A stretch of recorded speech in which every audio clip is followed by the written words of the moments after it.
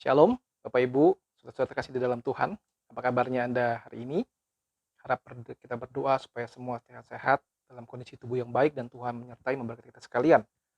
Selamat bergabung bagi mereka-mereka yang baru pertama kali mendengarkan renungan daripada pelayanan ministry atau online ministry saya dari His Partner Ministry. Berdoa kiranya renungan-renungan yang saya sampaikan boleh menjadi kekuatan buat kita sekalian.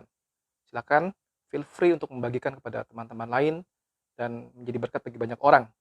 Bapak Ibu sekalian, kita masuk ke dalam renungan lanjutan kita mengenai kuat dalam Tuhan, be strong in the Lord, dan kita akan masuk ke dalam tema The Armor of God, perlengkapan senjata Allah. Ya, The Armor of God, dan judul pertama hari ini adalah mengenai The Belt of Truth. Kita mengawalinya dengan membaca firman Tuhan dari Efesus pasal yang ke-6, ayat 13 sampai 18. Saya akan bacakan buat Bapak Ibu sekalian. Sebab itu ambillah seluruh perlengkapan senjata Allah supaya kamu dapat mengadakan perlawanan pada hari yang jahat itu dan tetap berdiri. Sudah kamu menyelesaikan segala sesuatu.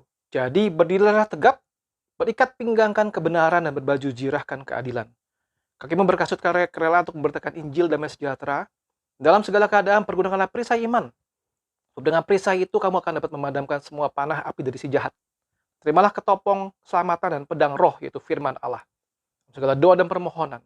Berdoalah setiap waktu di dalam roh dan berjaga-jagalah dalam doamu itu dengan permohonan yang tak putus-putusnya untuk segala orang kudus. Bikin membaca firman Tuhan.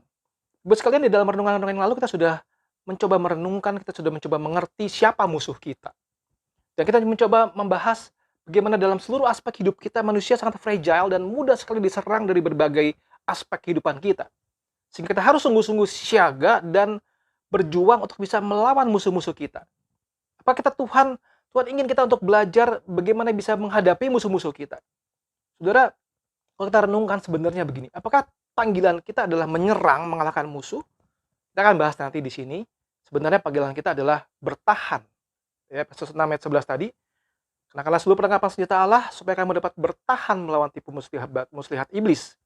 Kita percaya sekali bahwa nantinya, bahkan Yesus sudah mati dan sudah bangkit, dia mengalahkan iblis, dan yang mengalahkan musuh kita adalah Tuhan Yesus. The second coming of Christ, finalnya nanti betul-betul seluruhnya Tuhan akan menjadi pemenang yang sungguh-sungguhnya. Nah, tugas kita sebagai orang percaya adalah untuk bisa bertahan dari serangan itu dan tidak jatuh dalam dosa. Kita manusia yang lemah, saudara. Kita perlu punya kekuatan bisa bertahan supaya kita bisa menang tetap dan tidak jatuh ke dalam dosa. Nah, karena itu kita melihat bagian pada hari ini adalah kita diminta oleh firman Tuhan untuk mengenakan perlengkapan senjata Allah. Kalau kita membahas istilah mengenakan, berarti sesuatu yang ada di luar kita, yang kita kenakan, yang kita pakai. Bukan sesuatu yang di dalam diri kita. Nah, sesuatu yang di luar kita itu, mungkin saja kita bisa on-off, pakai, kita buka. Ya, tergantung bagaimana situasi kita dan seberapa disiplin kita. Nah, kita akan membahas mulai hari ini mengenai bagaimana kita bisa menggunakan seluruh perlengkapan senjata Allah. Ada dua macam. Secara umum, ada senjata-senjata yang memiliki sifat defensif, bertahan, juga ada senjata-senjata yang bersifat ofensif, menyerang. Meskipun kebanyakan yang dibahas di dalam renungan ini adalah senjata-senjata yang sifatnya defensif, bukan ofensif. Kita akan melihat satu persatu senjata itu. Yang pertama menarik adalah disebutkan di sini ikat pinggang kebenaran, the belt of truth. Ikat pinggang, ya. Apa itu ikat pinggang? Kita pasti tahu, ya. Kita mungkin memakainya setiap hari. Ya. Tetapi waktu kita membahas renungan ini, waktu Rasul Paulus menyebutkan ikat pinggang, kita bukan ngomongin soal model ikat pinggang kita zaman sekarang, ya, yang kita pakai di celana kita, ya, supaya ketat, supaya tidak kedodoran celana kita, begitu ya, atau dengan model-model tertentu, dengan merek-merek tertentu yang sangat mahal. Bukan itu yang dia pikirkan. Tapi dia membahas soal ini. Saudara lihat ya, gambar yang saya sampaikan, ini adalah senjata orang Roma, yaitu beltnya. Lihat belt di situ. Ikat pinggang yang tebal, berbahan metal, kulit yang berat, yang dipakai di pinggang. Gambar yang ini kita melihat di situ bisa buat menggantungkan senjata. Saudara lihat di bagian itu ya, yang tulisannya pensilia itu seperti sebuah rangkaian yang panjang menutupi si prajurit tersebut. Dan ini bicara mengenai sesuatu yang betul-betul menyiapkan dia untuk siap berperang. Mengapa penting ikat pinggang ini? Saudara, karena untuk melindungi bagian bawah tubuhnya si prajurit. Saudara, bagian bawah itu penting. Ya, ada organ-organ penting di situ. Waktu dilindungi dengan ikat pinggang ini memberikan satu keamanan sebenarnya. Ya. Kemudian bukan cuma melindungi bagian bawah saja, tetapi bicara mengenai tempat menggantungkan senjata. Saudara, kalau dengan mudahnya senjata digantung di situ, dengan mudahnya dia mengangkat pedang dan sebagainya, ya. Kemudian belt yang dia pakai waktu itu juga sebagai sebuah simbol status prajurit yang sebetulnya dipakai saat perang ataupun saat tidak perang. Seorang prajurit pertama harus menyiapkan diri memakai ikat pinggang itu sebagai tanda dia siaga, sebagai tanda dia siap baik dalam posisi perang atau dalam posisi yang tidak perang. Jadi bicara mengenai satu hal yang bagian penting daripada seluruh kostum, ya, daripada seorang prajurit, senjata seorang prajurit. Nah, menariknya di sini Paulus mengatakan ini sebagai ikat pinggang kebenaran, the belt of truth. Saudara, saya ada 3 ide yang saya akan sama-sama kita renungkan pada pagi hari ini.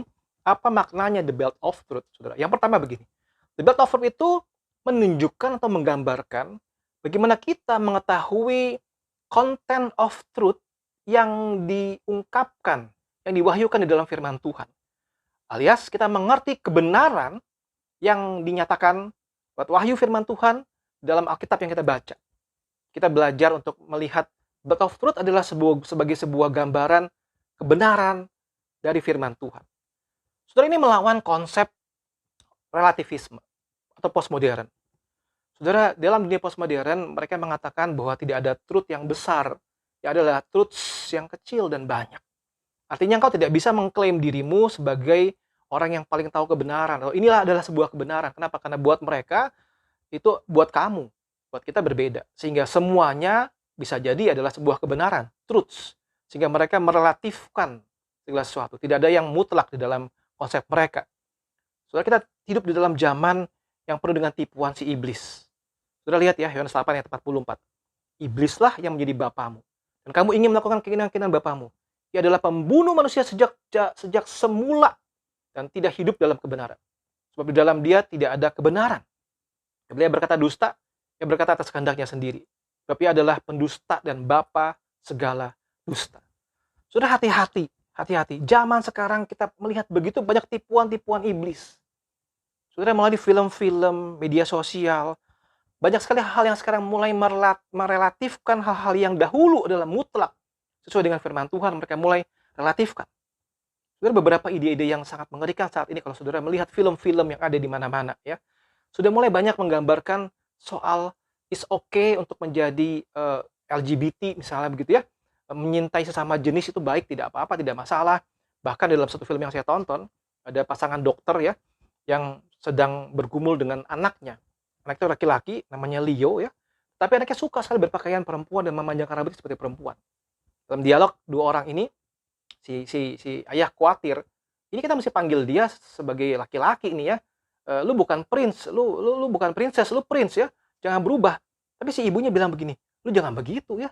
Itu kan pilihan dia juga. Biarkan tunggu dia besar aja dia memutuskan. Biarkan dia suka dengan apa yang dia suka. Dan sampai mereka konseling, dan karena ini konteksnya dalam Amerika, mereka menyetujui bahwa biarkan aja. Sudah bayangkan dari kecil sudah dibuat abu-abu dan it's okay. Lu lahir sebagai pria, lu mau berperilaku sebagai wanita, terserah, bebas. Hati-hati dengan tipuan iblis, saudara. Mulai merelatifkan banyak hal-hal yang mutlak. Hati-hati dengan tontonan yang anak-anakmu tonton. Karena mengerikan sekali LGBT masuk di mana-mana. Saya hanya membahas satu contoh saja soal LGBT. Sebetulnya ada banyak sekali hal-hal yang sangat berbahaya, tipuan-tipuan si iblis. Sehingga kita harus kembali kepada sang kebenaran itu. The truth will set you free. Yohanes 8 ayat 31 sampai 32. Maka katanya kepada orang-orang Yahudi yang percaya kepadanya, jikalau kamu tetap dalam firman-Ku, kamu benar-benar adalah murid-Ku dan kamu akan mengetahui kebenaran, dan kebenaran itu akan memerdekakan kamu. Kita harus kembali kepada kebenaran. Kebenaran akan memerdekakan kita. Akan membuat kita mengerti hal apa yang betul dari Tuhan, apa yang bukan dari Tuhan. Yang kedua, the belt of truth berbicara mengenai apa? Menggambarkan satu kehidupan orang percaya yang penuh dengan kejujuran dan integritas. Dengan kejujuran kita. Jadi bukan hanya kita knowing the truth saja, tapi kita menghidupi hidup sehari-hari yang penuh dengan honesty, kejujuran, dan integritas. Yesus 4 ayat 25-27, kata itu, buanglah dusta dan berkatalah benar seorang kepada yang lain. Kita ada sesama anggota. Jika kamu menjadi marah, janganlah berbuat dosa, janganlah matahari terbenam sebelum padam amarahmu, dan janganlah beri kesempatan kepada iblis. Saudara, kita harus belajar menerapkan hidup jujur, menerapkan hidup berintegritas, dan menjauhkan semua tipu daya. Tidak mudah memiliki hidup yang berintegritas. Kita seringkali memiliki topeng di dalam hidup kita. Kita di kantor, kita menggunakan topeng orang kantor.